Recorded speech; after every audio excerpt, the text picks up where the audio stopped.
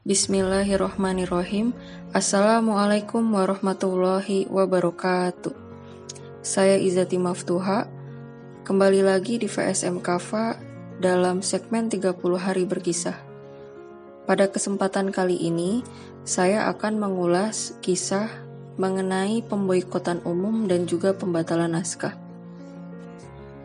Setelah 4 pekan, tepatnya selama jangka waktu yang relatif singkat, ada 4 kejadian besar di mata orang-orang musyrik, yaitu Hamzah masuk Islam, disusul Umar, Rasulullah menolak tawaran Quraisy, dan adanya kesepakatan bersama antara Bani Hashim dan Bani Al-Muthalib, baik yang kafir maupun muslim, untuk melindungi Rasulullah SAW. Telah dilakukan berbagai upaya oleh kaum kafir Quraisy untuk mencegah dakwah Rasulullah SAW, namun masih juga menemui kegagalan. Akhirnya, kaum kafir Quraisy pun bersepakat untuk menempuh jalan lainnya, yaitu melalui pemboikotan terhadap Rasulullah dan para kerabatnya melalui perjanjian tertulis. Mereka pun berkumpul di perkampungan Bani Kinanah untuk membuat perjanjian tersebut. Perjanjian itu berisi tentang Quraisy tidak akan melakukan pernikahan dengan Bani Hashim dan Bani Al-Muthalib.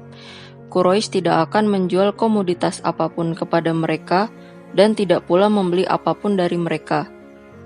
Juga adanya larangan bergaul, berkunjung, dan berbicara kepada mereka, kecuali jika mereka menyerahkan Rasulullah untuk dibunuh. Kesepakatan tersebut kemudian mereka tulis dan gantung di dalam Ka'bah.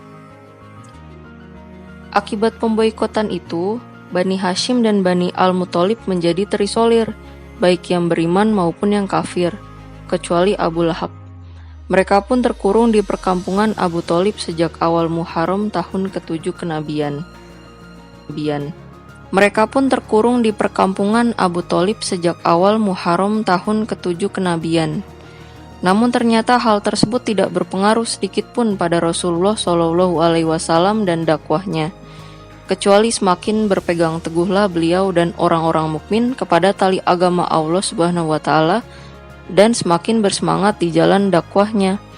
Penyebaran dakwah Islam di dalam maupun luar kota Mekah juga tidak mengalami kemunduran sedikitpun. Pemboikotan semakin lama semakin keras. Makanan yang masuk atau dijual di Mekah selalu lebih dahulu diborong oleh kaum musyrikin. Akhirnya, kaum muslimin pun mengalami kelaparan yang luar biasa. Mereka hanya makan dedaunan dan kulit hewan saja. Tidak jarang terdengar suara rintihan para anak-anak dan wanita karena kelaparan. Mereka tidak bisa membeli segala keperluan kecuali pada bulan-bulan suci.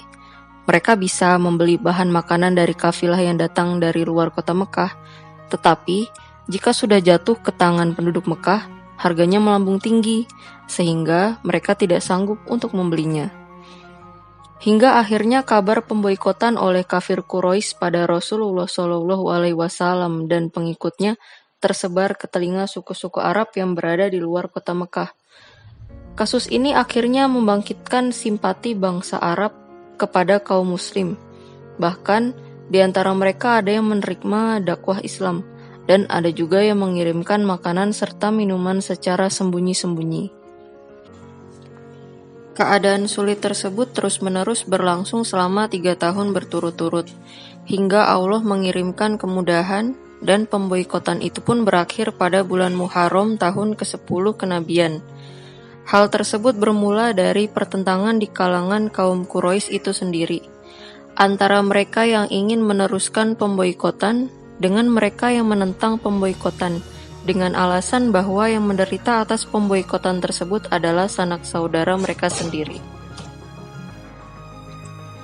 Adapun 5 pemuda Quraisy yang mengawali pertentangan tersebut, yaitu Hisham bin Amr, Zuhair bin Abi Umayyah, Mut'im bin Adi, Abu al-Bakhtari bin Hisham, dan Zam'ah bin al-Aswad. Akhirnya, jumlah mereka yang menentang semakin lama semakin banyak, dan kemudian menjadi suara mayoritas. Mereka menampakkan kemurkaan dan sepakat untuk membatalkan perjanjian tersebut dengan merobek-robek naskahnya.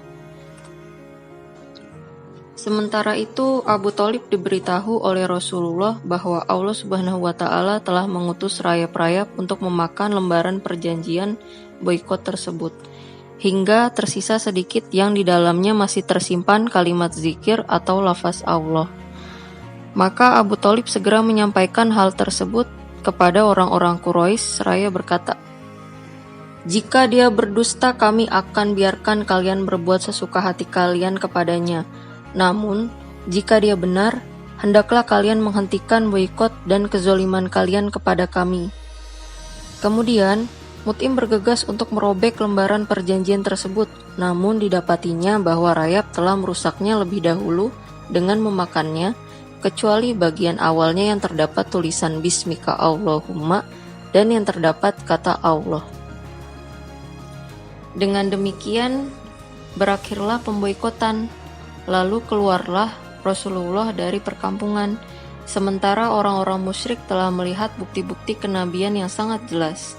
Akan tetapi mereka seperti apa yang Allah Subhanahu wa Ta'ala katakan dalam Quran surat Al-Qamar ayat 2, "Dan jika mereka orang-orang musyrik melihat sesuatu tanda atau mukjizat, mereka berpaling dan berkata, 'Ini adalah sihir yang terus-menerus.'" Setelah itu, Rasulullah dan kaum muslimin kembali ke kehidupan semula, sedangkan orang-orang kafir, meskipun mereka tidak memboikot lagi, mereka tetap berupaya menghalangi dakwah Rasulullah Shallallahu Alaihi Wasallam. Demikianlah yang dapat saya sampaikan. Lebih kurangnya mohon maaf. Semoga ada manfaat yang bisa diambil. Sampai jumpa di 30 hari berkisah selanjutnya. Wassalamualaikum warahmatullahi wabarakatuh.